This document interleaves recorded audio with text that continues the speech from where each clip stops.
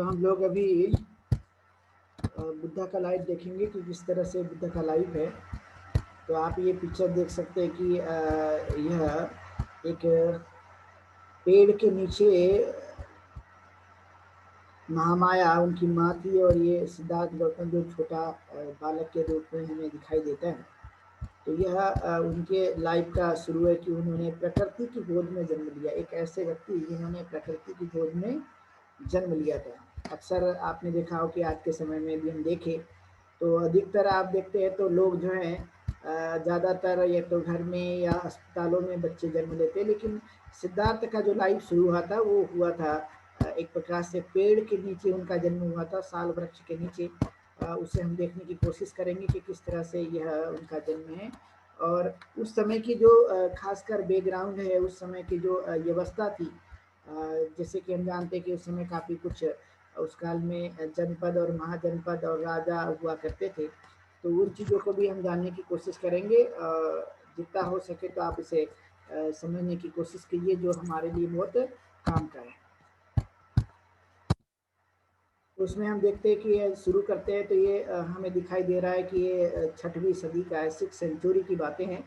अब ये 6th century में उस समय जो भारत में उत्तर भारत है, ये यहाँ पर कोई सिंगल नहीं बल्कि उस समय की जो व्यवस्था थी वो जनपद और महाजनपद की थी।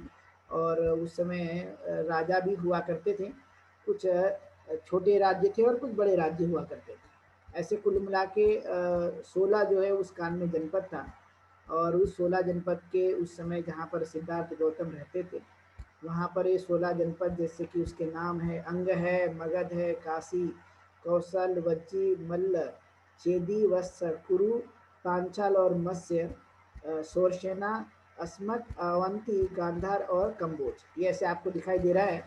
अब ये देखते समय आपने इसको देखा होगा कि यह है थोड़ा समझने की दृष्टि से उस काल की बात है, इसलिए थोड़ा हमें दिक्कत होगा, लेकिन फिर भी हमें ये समझना है कि ये किस तरह से उस काल में यह व्यवस्था थी और उस काल में कौन कौन जो लोग हैं वह किस आधार पर उस काल में रहा करते थे और किस तरह से लोगों ने अपने राज्य को इस तरह से बनाया हुआ था। तो ऐसे करके हम देखते हैं तो उसमें छोटे और बड़े राज्य थे और कुछ जो है जहाँ पर राजा हुआ करते थे, राजा जो है उसका पूरी व्यवस्था देखने की कोशिश करते थे और उस व्यवस्था के आधार पर वह जीने की कोशिश करते थे। तो देखा जाए तो जो सिद्धार्थ गौतम है, उनके जो पिताजी थे वो सुद्धोधन, ये कपिल वस्तु के रहने वाले थे। यानी सिद्धार्थ गौतम देखा जाए तो ये कपिल वस्तु के रहने वाले, और कपिल वस्तु में इन्होंने अब जन्म नहीं बल्कि उन्होंने नेपाल जो होता है, नेपाल की तराई में जो भारत और नेपाल का बॉर्डर है, वहाँ पर उस तराई में जब सिद्धार्थ गौतम का वहाँ जन्म हुआ था, जो आगे हम लोग देखने की से कोशिश करेंगे कि किस तरह से उनका ये जन्म जो है वह हमें दिखाई देता है। और जो उस काल में जो उस एरिया का जो प्रमुख आदमी हुआ करता था, तो उसे हम राजा मानते थे। जैसे कहा गया the head of ruling family was known as the raja, कि मतलब जो हुआ करते थे उस जनपद के जो प्रमुख, उन्हें राजा कहा जाता था और उस तरह की उसकी संज्ञा थी। और इसलिए कहा जाता है कि at the time of the birth of Siddhartha Gautama it was the turn of the Suddhodana to be the raja. यानी जब सिद्धार्थ गौतम का जन्म होने वाला था या जन्म हुआ था, उस समय उनके पिताजी जो सुद्धोधन हैं वो राजा बनने वाले थे और राजा वो बनकर जो है वो उस काल में अपने कार्य को करने की कोशिश करने वाले थे। तो उस समय उनका समय था कि वो राजा बनने वाला था, कि जो कपिल वस्तु हैं वो कपिल वस्तु में वह उनको राजा का पद मिलकर वो राजा की व्यवस्था को संभाल कर उसके कार्य को संभालने की कोशिश करने वाले थे। तो एक प्रकार से देखा जाए तो सिद्धार्थ गौतम के जो पिताजी है वो राजा थे और राजा का रूप में उन्होंने अपने कार्य को करने की कोशिश की थी। तो ये खास महत्वपूर्ण बातें हैं। यानी सिद्धार्थ गौतम एक प्रकार के राजपुत्र थे और उनका जो वंश दिखाई देता है वह वंश जो है उनका शाक्य वंश था और वह कपिल वस्तु के रहने वाले थे। और वहाँ पर उन्होंने इस तरह की व्यवस्था को चलाने की कोशिश की थी और करके उन चीज़ों पर उन्होंने पूरी तरह से ध्यान रखा था अपनी प्रजाओं का। और इसलिए उनका जो उस समय के जो प्रमुख थे कपिलवस्तु के, वो शाक्य बाय नेम जयसेना, यानी जयसेना ने जो है उसका जो है वो नाम दिया था। और ये इनके जो पिताजी थे सुद्धोधन के, जिनको हम सिनाहू के नाम से जानते हैं कि ये सिनाहू नाम था उनका। और उनकी जो शादी हुई थी, Sinahu was married to the Kanchana, Kanchana, यानी इसकी जो शादी है वो कंचना से हुई थी। और सिनाहू हैड 5 सन्स, मतलब जो सिनाहू हैं वो उसके 5 थे, और 5 पुत्र जो है सुद्धोधन, जैसे कि उनका नाम है शुद्धोधना, दोतोदना, सकलोदना और शुक्लोदना एंड अमितोदना, ऐसे 5 उनके पुत्र थे। एंड फिर वो कहते कि 5 जो उनके भाई थे या 5 पुत्र थे, और 2 डाटर थी, 2 डाटर मतलब 2 पुत्री थी, उसका नाम था अमिता एंड पमिता। अर्थात ये सुद्धोधन जो थे वो 5 भाई थे, और 5 भाई और 2 बहनें थी। तो इस तरह से हम जान सकते हैं कि वह किस तरह का परिवार था। The gotra of the family was Aditya, मतलब उनका जो गोत्र है वो आदित्य था।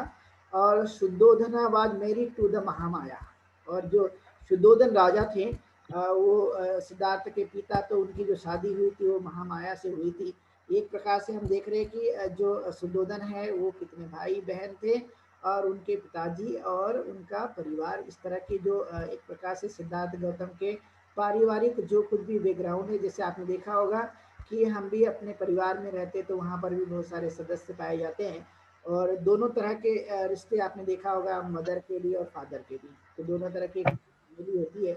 तो उस काल में भी इस तरह से एक फैमिली थी, और वह इस तरह का अपना जीवन जिया करते थे। तो शुद्धोधन की शादी जो है वो महामाया से हुई। Her father's name was the Anjana and mother's Sana, मतलब सुलोचना। ये फादर का नाम जो है उनका, जो महामाया है उनके फादर का नाम अंजना था, और उनकी मदर का नाम था सुलोचना, था। और ये इस तरह के अपने इस परिवार के जो कुछ भी नियम थे उसका पालन करने वाले लोग थे। और Anjana was Koliya and was residing in the village called Devdar, Devdar, यानी जो उनकी पत्नी थी शुद्धोधन की, महामाया यानी सिद्धार्थ गौतम की माता, वह उनका जो फादर थे अंजना, वो कोलिए थे, और जो सिद्धार्थ गौतम है उनके पिता वो शाक्य थे।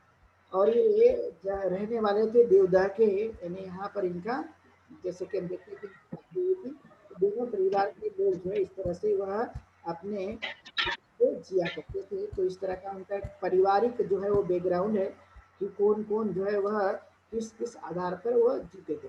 अभी एक महाप्रजापति जो है वो एक बड़ी बहन थी महामाया की, जैसे कि हम जानते हैं उसका नाम भी बड़ा लिया जाता है। तो Mahaprajapati, she was the Elder sister of the Mahamaya, जो एक बड़ी थी और बड़ी बहन थी महामाया की, महाप्रजापति गौतमी। बाद हम लोग, आप लोग सभी लोग सुन रहे हैं? हाँ बंदी जी। आपको समझ में भी आ रहा है बेटा? हाँ हाँ। क्लियर आ रहा है सभी को? हाँ बंदी जी। तो हम देखते हैं फिर अब एक उनके जीवन से जुड़ी हुई जो बातें हैं, सिद्धार्थ गौतम से जुड़ी हुई, अभी हमने उनके परिवार के रूप में हम देखने की कोशिश की। अब देखते हैं सिद्धार्थ गौतम को कि वो जो है वो कहाँ पर है। तो हम देखते हैं कि to Suddhodana was born Siddhartha Gautama and his was the nature of the Gautama's birth. तो उनके पारिवारिक रूप से जो कुछ भी नियम थे उस नियम के आधार पर, और जो उस समय नियम बनाए गए थे या पारिवारिक रूप से नियम हुआ करते थे, उस आधार पर ही ये सिद्धार्थ गौतम का उस काल में जन्म हुआ। जैसे कि हम जानते हैं कि आज भी जो है कभी कभी बहुत जगह देखा जाता है कि महिलाएं जब गर्भवती होती है तो वो अपने मायके जाती है और अपने बच्चों को जन्म देती है। तो उसी तरह से उस काल में भी एक ऐसा मान्यता थी, ऐसी ट्रेडिशन थी कि लोग जो है जन्म के समय में अपने मायके जाकर जो है वो कोशिश किया करते थे, इस तरह से कि बच्चों का जो जन्म है वो परिवार में मायके में हो जहाँ पर होने वाली है। उस समय जो है वो एक आषाढ़ के महीने में वह एक त्योहार मनाया करते थे। उस त्योहार में जो है वह बड़े धूमधाम से सभी लोग करते थे। और इस प्रकार का यह एक फेस्टिवल का त्यौहार था जो उस काल में साक के लोग और उस काल में रहने वाले लोग कोशिश क्या करते थे। एक बार जो है वो महामाया ने डिसाइड किया और डिसाइड करने के बाद में उन्होंने विचार किया कि जो है मुझे जाना चाहिए, जाकर जो है अपने मायके की तरफ जाना चाहिए। तो उसके पहले उन्होंने जो विचार किया था कि मैं बहुत सारे लोगों को जो मुनि है या जो अच्छे लोग हैं उनको बुलाकर कुछ दान देना चाहिए। तो ऐसे उन्होंने दान देने की भावना उत्पन्न की थी और भावना उत्पन्न करके जैसे आप स्क्रीन में देख रहे होंगे कि उन्होंने किस किस तरह की चीजों को देने की कोशिश की थी हाल में, और वो दान उन्होंने इन मुनियों को दिया था। और फिर एक दिन जो है वो महामाया दुर्योधन राजा जो है वो अपने जीवन को जीते हैं और फिर कालांतर में यह सिद्धार्थ गौतम जो है एक प्रकार से उनके गर्भ में समाया जाता है। और फिर बाद में वह जब वो महामाया अपने घर जाती है, इच्छा रखती है, तो ऐसे समय में सिद्धार्थ गौतम को वो सार वृक्ष के नीचे जो है वो जन्म देने का काम करती है। और इसके पहले कहा जाता है उनके बारे में जो लिखा हुआ है कि सिद्धार्थ जो है वो सुमेर नाम के बोधिसत्व थे और उन्होंने कालांतर में इस तरह से जन्म लिया। कहा कि प्रजापति को कि मैं अपना महामाया को कि मैं आपका पुत्र बनना चाहता हूँ। इस तरह के उनके दिमाग में बातें होती है, ऐसा स्टोरी के तौर पे आती है बातें। लेकिन महामाया ने जो है वो सिद्धार्थ को जन्म दिया और जन्म देकर वह जब जा के में जो उनको नेपाल की तराई में जंगल में वह उनको वेदना हुई और वेदना होते समय नहीं आई चाहिए। तो जब रुकने की तो वह भावना को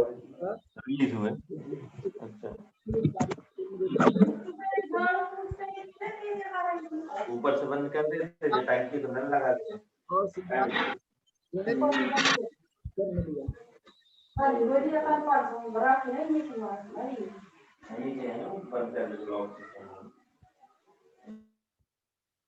और जन्म लेने के बाद में हम देखते हैं कि फिर वह धीरे धीरे बड़े हो जाते हैं और बड़े होकर जो है वो अपने उस काम को, लेकिन इसमें एक खास बात बताने की ये बात है कि उनकी माँ जो है वो देवदाह जा रही थी और देवदाह जाते ही रास्ते में जंगल मिल गया और वहां वेदना होने के कारण यह सिद्धार्थ का जन्म जो है साल वृक्ष के नीचे हुआ।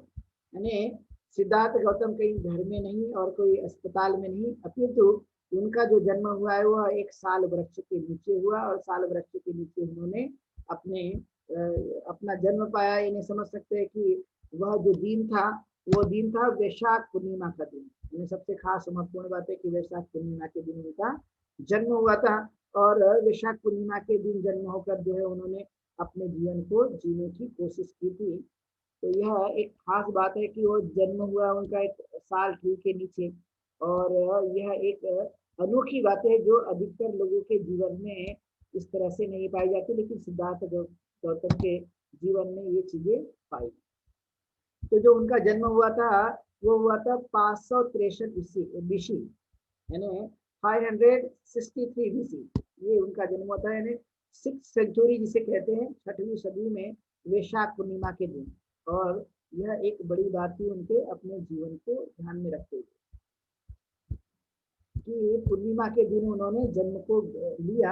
यानी अक्सर देखा जाता है तो पूर्णिमा के दिन जन्म लेना या उसी दिन जन्म जो है वह एक प्रकार से पेड़ के नीचे लेना, ये एक बड़ी आश्चर्यकारक बातें मानी जाती है, क्योंकि अधिकतर जो लोग हैं वो ये ध्यान देने की कोशिश करते हैं कि जो जन्म है वो सही जगह हो ताकि बच्चों की सही देखभाल की जा सके। लेकिन जिनका जो जन्म है वह साल वृक्ष के नीचे हुआ और इसलिए इन्हें एक प्रकार से naturally the boy was called Prince, मतलब एक प्रकार से उसे कहा जाता है कि यह राजा का राजपुत्र हुआ, मतलब यह प्रिंस कहलाया, क्योंकि सुद्धोधन के जो फादर है वो उस शाक्य कपिलवस्तु के जो है वह राजा थे और उन्होंने उन्हें राजा का जो दर्जा मिला था, इसलिए जब इनका जन्म हो गया सिद्धार्थ गौतम का तो इसे प्रिंस कहा गया। तो ये बात हमने देखी कि उनकी जन्म से जुड़ी हुई बातें, और फिर हम देखते हैं कालांतर में कि वो बड़े हो जाते हैं, उनकी पढ़ाई शुरू होती है और पढ़ाई शुरू होकर जो है वो अपना एक प्रकार से जीवन को जीने की कोशिश करते हैं और बाद में कालांतर में जो वो बड़े हो जाते हैं तो उनकी पढ़ाई शुरू हो जाती है और 8 साल की उम्र में फिर वो आनापानासती का अभ्यास करने की कोशिश भी करते हैं। यानी उन्होंने आनापानासती का अभ्यास किया है जिसे हम ध्यान साधना कहते हैं कि हम ध्यान साधना का उपयोग करते हुए अपने मन को कैसे नियंत्रित कर सकते हैं। तो सिद्धार्थ के बारे में ये बात कही जाती थी कि वो बचपन से ही वह एक प्रकार से ध्यान करने में या आनापानासती करने में विश्वास करते थे। जैसे अभी आपने देखा होगा, अभी यदि छोटे बच्चे होते तो एक प्रकार से शरारती यानी खेलना कूदना उनका मन बहुत लगता है, लेकिन कोई अच्छी चीजों को काम करने के लिए बोलो तो उन्हें डांट लगानी पड़ती है, उन्हें बहुत समझाना पड़ता है, तब कहीं जाकर वह एक प्रकार से वह समझते हैं, नहीं तो वरना वो समझते नहीं। लेकिन सिद्धार्थ जो गौतम है वो 8 साल की उम्र से ही ध्यान, जिसे हम कहते हैं आनापानासती, यानी आनापानासती मतलब सांस का भीतर जाना और सांस का बाहर निकलना, जो हम हर दिन अपने जीवन काल में लेते रहते, तो वही चीज जो है वो 8 साल की उम्र में किया करते थे। और तब से वह बहुत ही, उनका जो दिमाग था या उनका जो माइंड था वो बहुत शार्प था और वो आसानी से उन चीजों को, जो भी वो बताया जाए उसको आसानी से ग्रहण करने की कोशिश किया करते थे। और इसलिए 8 साल की उम्र में उनकी एकाग्रता काफी अच्छी थी, क्योंकि एकाग्रता रहने से ही हम लोग जो है अपने ज्ञान का संपादन कर सकते हैं, अपने ज्ञान को बढ़ाया जा सकता है। यदि एकाग्रता नहीं है तो ज्ञान का बढ़ना काफी मुश्किल पाया जाता है। तो इतनी बात आप लोगों को समझ में आ गई? हाँ बंटी जी। बताइए कि सिद्धार्थ जो है वो, सिद्धार्थ का जन्म कहाँ हुआ था?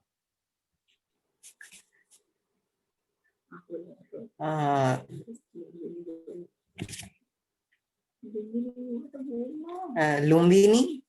लुम्बिनी। और किसके नीचे? साल पेड़ के नीचे। साल वृक्ष के नीचे।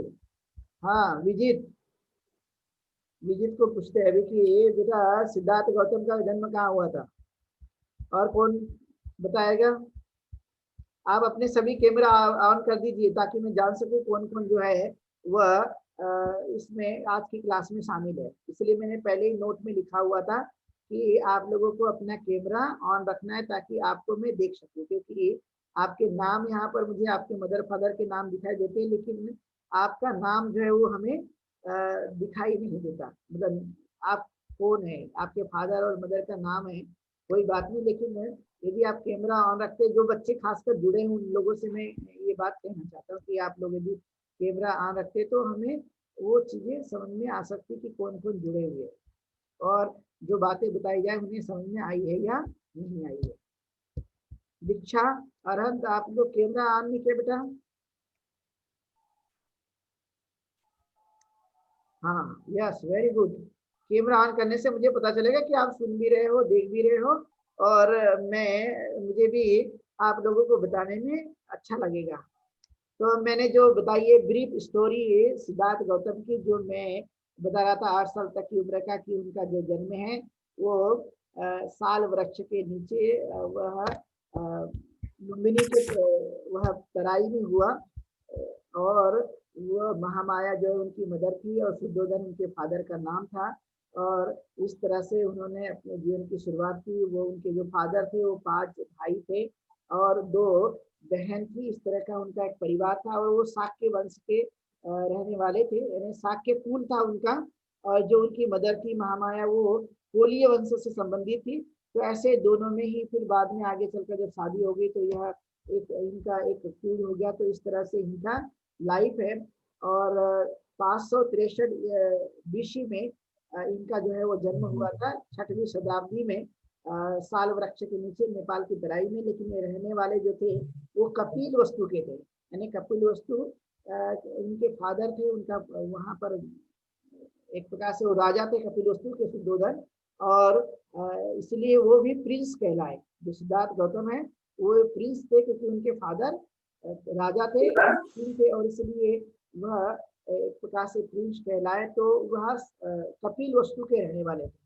और उस काल में हम देखते हैं तो जो 16 जनपद हमें दिखाई देता है, जो कुछ छोटे जनपद थे कुछ बड़े थे। जैसे कि अभी आपने देखा होगा वर्तमान में कुछ शहर होते हैं, कुछ गांव होते हैं और कुछ जो है एक प्रकार से थोड़ा छोटे पाए जाते हैं। ऐसे तरह कुल मिलाकर छोटे और बड़े जो है वह चीज देखने को मिलती है। तो उस काल में भी इस तरह का ही कुछ प्रदेश छोटे थे, कुछ जनपद छोटे थे, कुछ बड़े थे, और वहाँ का जो मुखिया हुआ करता था उनको वो राजा कहा करते थे, और राजा को चुनने का काम जो है उस काल की जनता किया करती थी, और इस तरह से उनका सब कुछ काम चलते रहता था। तो ये खास महत्वपूर्ण बातें हैं जो सिद्धार्थ गौतम के जीवन से जुड़ी हुई है, जो हमें याद रखने के लिए बहुत ही सहायक होगी। और खास महत्वपूर्ण बात है कि उनकी माँ महामाया ने बहुत सारा दान जो है वो उस समय के जो मुनि थे या जो संत थे, जो कहे जाते थे, उनको उन्होंने अपने घर आमंत्रित किया, उन्हें खाना खिलाया, और खाना खिलाने के बाद में उनको बहुत सारा दान भी दिया था। आज भी ये परंपरा है कि कुछ अच्छे कार्य करने के, शुभारंभ करने के समय में जो है उन्हें कुछ न कुछ चीज दी जाती है, ताकि हमारा जो वैल्यू है, मेरिट्स जिसे कहा जाता है, वो मेरिट से हमारे बढ़ सके। इसलिए उस काल में भी महामाया ने जो है वह दान दी बहुत सारे मुनि को, या जिसे संत कहते हैं। और फिर जो बोधिसत्व जिसे कहा जाता है, जो स्टोरी आती है कि बोधिसत्व के रूप में जो सुमेध थे, उन्होंने भावना व्यक्त की कि मैं महामाया के गर्भ में मैं गर्भ धारण करना चाहता हूँ। और फिर बाद में वो इस तरह से जो स्टोरी आई है वो मैं आपको बता रहा हूँ। तो फिर वो जन्म लेते हैं, और फिर आगे चलकर एक जो परंपराएं है, आप देखते हैं कि आज भी वर्तमान में कहीं कहीं ये परंपरा देखने को मिलती है कि माँ जब गर्भवती होती है तो वो अपनी मायके जाती है। तो उस काल में भी यह इस तरह की पद्धति थी। तो उस समय ये उन्होंने जाने की उस समय कोशिश की अपने मायके में, उसको लगा कि वहां जाकर जो है बच्चों को जन्म देना चाहिए, क्योंकि ये रानी थी, इनके मतलब पति राजा थे। तो उनको बड़े अच्छी तरह से साज सज्जा करके और बहुत सारे लोगों के साथ में उसको विदाई दी गई, और वो गए। तो उनको जब वेदना हो गई तो नेपाल की तरह, मतलब आप देखेंगे कि इंडिया और नेपाल का जो बॉर्डर है आज भी वर्तमान में है, तो वहां पर जब वो गए तो जंगल का एरिया है, उस जो एरिया अभी भी होता है वो अभी भी जंगल वहां पे पाए गए। तो वहां पर जो है उनको जब वेदना हुई तो उन्होंने साल वृक्ष के नीचे जो है उन्होंने विश्राम करने की कोशिश की, और विश्राम करते ही करते जब वेदना ज्यादा हो गई तो ऐसे समय में ही उन्होंने बालक को उस जंगल में जन्म दे दिया। लेकिन वो पेड़ था साल का, साल वृक्ष के नीचे सिद्धार्थ का जन्म हुआ। तो ये खास बातें हमें ध्यान रखने की कोशिश करनी है, जो हमारे नॉलेज को इम्प्रूव करने के लिए, और सिद्धार्थ गौतम या बुद्धा की जो लाइफ है वो याद करने के लिए बहुत मददगार साबित होगी। इवन ये भारत के जो कुछ भी बड़ी बड़ी परीक्षाएं आयोजित की जाती है उसमें भी इस तरह के प्रश्न को पूछा जाता है। तो नॉलेज की दृष्टि से और हमारे अपनी जीवन पद्धति की दृष्टि से, और सिद्धार्थ गौतम ने ऐसे कौन से कार्य किया है जो लोग उनको इस तरह से स्मरण करते हैं। और फिर कहा गया कि वो 8 साल की उम्र में ही ध्यान लगाने की कोशिश करते थे, आनापानासती जिसे कहा जाता है। आनापानासती यानी सांस अंदर जाती है बाहर आती है, सांस अंदर जाती है बाहर आती है, उसको ही वह करने की कोशिश किया करते थे। तो इस तरह से उस काल में फिर उन्होंने ध्यान साधना की, पेड़ के नीचे बैठ जाते थे और ध्यान साधना करने की कोशिश करते थे। और इसलिए बचपन से उनका जो माइंड था वो बहुत शार्प था, और किसी भी बातों को अच्छी तरह से समझ सकते थे, सीख सकते थे, और काफी इंटेलिजेंट थे। बचपन से ही उनकी जो बुद्धि है वो काफी प्रखर हुआ करती थी, और इस आधार पे फिर उन्होंने अपने जीवन को जीने की कोशिश की। तो ये एक प्रकार का उनका लाइफ है। फिर आगे चलकर जब वो बड़े हो गए तो बड़े होने के बाद में ऐसा कहा जाता है कि बहुत सारे जो लोग आए उनको देखने के लिए, जैसे कि असित मुनि के बारे में कहा गया कि असित मुनि आए, और असित मुनि ने जब इस बालक को देखा तो बालक को देखने के बाद में उन्होंने ये अंदाज लगाने की कोशिश की कि ये बालक बड़ा तेजस्वी है। तो ये बालक जो है वो चाहे तो बड़ा होकर जब ये घर में रहेगा तो ये चक्रवर्ती सम्राट बनेगा, मतलब लोगों का कल्याण करने वाला होगा। चाहे वो घर में रहे या ग्रह त्याग करता है तो वह एक प्रकार से बुद्ध बन सकता है। तो ऐसे दो बातें उन्होंने कही थी उसके बारे में असित मुनि ने, कि यह बालक को देखकर ऐसा प्रतीत होता है कि ये तो ये घर का जीवन जीता है, यदि ये ग्रस्त बना रहता है तो ये चक्रवर्ती सम्राट होगा, यदि यह ग्रह का त्याग करता है तो ग्रह का त्याग करने के बाद में यह बुद्ध हो सकते हैं। इस तरह की उन्होंने बातें बताई थी। तो जब ये बात उनके फादर सुद्धोधन ने और उनके घर के लोगों ने सुना तो इसमें ये बात देखी गई कि इन्हें कैसा नियंत्रित किया जाए ताकि ये ग्रह को त्याग न कर सके। तो अनेक प्रकार की सुख सुविधाएं उन्हें प्रदान कर दी गई और अनेक प्रकार की सुख सुविधा प्रदान करने के बाद भी वो जन कल्याणकारी कार्य में उनका ज्यादा मन लगा रहता था। और फिर बाद में कालांतर में हम देखते हैं कि जब वो 16 साल के हो गए तो उनकी शादी जो है वो यशोधरा से कर दी गई, यानी यशोधरा उनकी पत्नी का नाम। और इस तरह का उन्होंने पारिवारिक अपना जीवन जिया और बाद में कालांतर में 20 वर्ष की आयु में जो शाक्य संघ था उनका, जो उनका गोत्र जिसे कहते हैं शाक्य वंशी थे, तो शाक्यों का एक संघ हुआ करता था। उस संघ का एक नियम था कि जो भी बालक उनके घरों में जन्म लेते हैं वो 20 साल की उम्र हो जाती है, तो 20 साल की उम्र के बाद जो है उन्हें संघ का सदस्य बनाया जाए। तो विधिगत जो है उनको संघ का सदस्य बनाया गया और संघ का सदस्य बनाने के बाद में वो शाक्य संघ जो था उनका वो सदस्य बना। ऐसे करते करते हम देखते हैं कि वह अपने जीवन को जीते रहे पारिवारिक रूप से। लेकिन 29 वर्ष की आयु में एक उनके सामने घटना घटित होती है। वह यह होती है कि जो शाक्य और कोली लोग हैं, वो शाक्य और कोली लोग में एक बार युद्ध करने की बातें आती है। जब युद्ध करने की बातें आई तो उन्होंने युद्ध का निषेध किया कि युद्ध नहीं होना चाहिए, क्योंकि युद्ध जो है वो हानिकारक होते हैं और हानिकारक युद्ध जो है वो लोगों को मारने या लोगों को हानि पहुंचाने या बेकसूर जो लोग हैं वो एक प्रकार से उनको हानि पहुंच सकती है और बच्चे अनाथ बन सकते हैं, पति पत्नी का जीवन जो है वो खराब हो सकता है, अनेक प्रकार की युद्ध से जन धन की हानि होती है। ऐसी सिद्धार्थ की मानसिकता थी। अब ये मानसिकता के आधार पर उन्होंने बात को कहा कि नहीं, युद्ध नहीं होना चाहिए। और युद्ध इस बात के लिए था कि शाक्य और कोली जो लोग थे वहां से एक नदी थी और उस नदी में कभी कभी कोली लोग और कभी कभी शाक्य लोग पानी का इस्तेमाल किया करते थे। जब ये पानी का इस्तेमाल किया करते थे तो एक बार ऐसा हो गया कि कोलियों और शाक्यों ने जो पानी का जो बंटवारा था वो अलग अलग था, लेकिन एक बार कोलियों ने ही पानी का इस्तेमाल कर लिया लेकिन शाक्यों को पानी मिला। तो रोहिणी नदी के पानी को लेकर जो है वो युद्ध छिड़ गया। और जब युद्ध छिड़ गया तो इसमें शाक्य लोग उनसे युद्ध करना चाहते थे, लेकिन सिद्धार्थ गौतम ने इसका विरोध किया। तो विरोध करने के बाद में उनको सजा दी गई और सजा में कई प्रकार की सजाएं थी।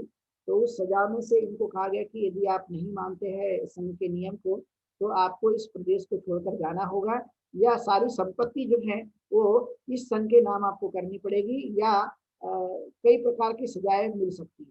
तो उन्होंने उस प्रदेश को छोड़कर जाना उचित समझा। और जब उनको ये बात उन्होंने कही तो काफी सन्नाटा आ गया, उनके परिवार के लोग भी काफी दुखी हो गए कि ये सिद्धार्थ गौतम ही अब छोड़कर जाने वाले। लेकिन उन्होंने कहा कि मैं अब मानव कल्याणकारी कार्य के लिए मैं प्रवज्ञा ग्रहण करना चाहता हूँ। तो फिर वो उन्होंने प्रवज्ञा ग्रहण की। उस समय की जो उनकी आयु है वो 29 वर्ष की थी और 29 वर्ष की आयु में उन्होंने प्रवज्ञा ग्रहण करके जो है वह अपने घर से निकल गए। तो प्रवज्ञा के समय में कपिल वस्तु के जो भारद्वाज का आश्रम है वहीं पर जो है उनकी प्रवज्ञा कराई गई। प्रवज्ञा का मतलब है कि सन्यासियों के जो कांस्य वस्त्र होते हैं वो धारण कर दिया गया, सर के उनको मुंडन कर दिया गया और उनके हाथ में पात्र दिया गया। तो इस तरह से एक प्रकार से उनके लिए ये बात थी। और फिर वो सहसम्मति से यानी महाप्रजापति गौतमी और राजा शुद्धोधन की पत्नी यशोधरा ये सबको बताकर उन्होंने जो है संन्यास धारण किया। तो इस तरह का उनका जीवन है। और तब वो मानव कल्याणकारी के लिए निकल गए और उसके बाद वो 6 वर्षों तक लगातार उन्होंने ध्यान करके अध्ययन करके जो है वो 35 वर्ष की आयु में ज्ञान को प्राप्त किया। तो उसके बाद उन्होंने कालांतर में मानव कल्याण का काम किया है। तो ये है उनकी जीवन की एक ब्रीफ स्टोरी जो उन्होंने हमारे अपने कल्याण के लिए अपने जीवन के लिए इस तरह से बनाने की कोशिश की। तो एक खास बात है जो हमें अपने जीवन काल में करने की कोशिश करना चाहिए, जिसका लाभ जो है वो हमें अपने जीवन काल में मिल सकता है। तो ये था लाइफ ऑफ बुद्धा। बुद्धा का बहुत ही संक्षिप्त में, उनका जीवन तो बहुत व्यापक है 45 वर्षों का, 80 वर्षों का, लेकिन मैंने आप लोगों को संक्षिप्त में एक इंट्रोडक्शन के तौर पे और परिचय के तौर पे बताने की कोशिश की। तो आपको समझ में आया होगा।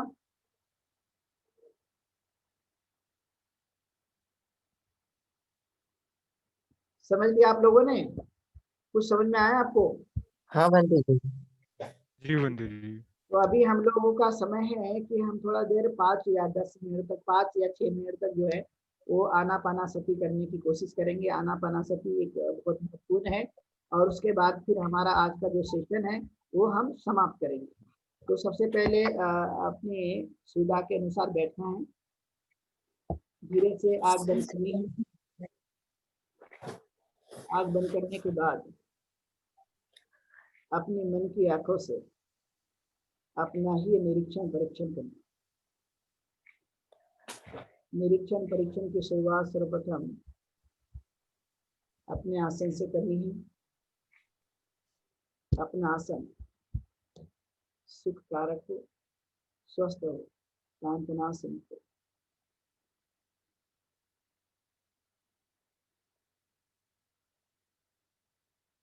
फिर अपना ध्यान अपनी पीठ की ओर। अपनी पीठ पीछे आगे झुकी ना हो, सीधी हो, सरल हो, शांतनासन हो। फिर अपना ध्यान अपनी गर्दन की ओर। अपनी गर्दन पीछे या झुकी, पीछे आगे झुकी ना हो, सीधी हो, सरल हो, शांतनासन हो। और यह जानते हुए कि मेरी गर्दन सीधी और सरल, शांतनासन। फिर अपना ध्यान अपने मस्तिष्क की ओर। अपना मस्तिष्क पूरी तरह से स्वस्थ हो, शांतनासन। और ये जानते हुए कि मेरा मस्तिष्क पूरी तरह से स्वस्थ है, शांतनासन। फिर अपना ध्यान अपने चेहरे की ओर। अपना चेहरा प्रफुल्लित हो, आनंदित हो, शांतनासन।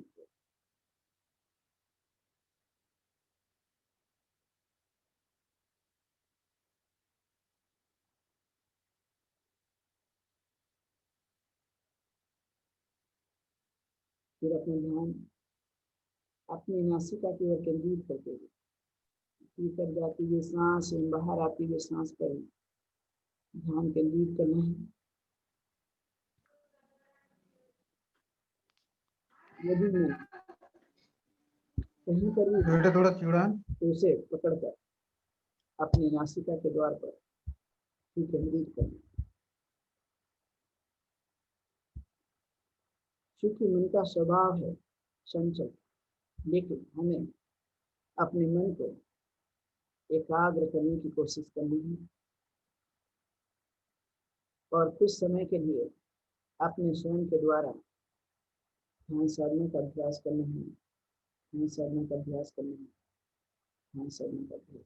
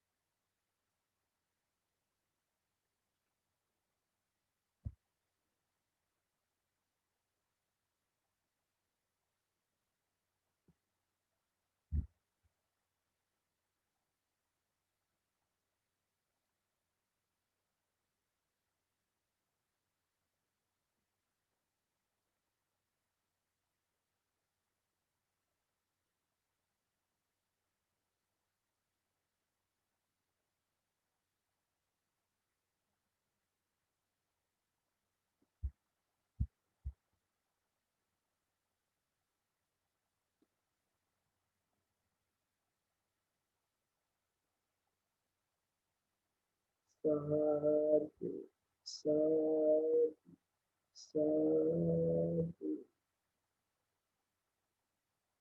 धीरे धीरे आँख खोलनी है। धीरे धीरे हम लोग आँख खोल सकते हैं।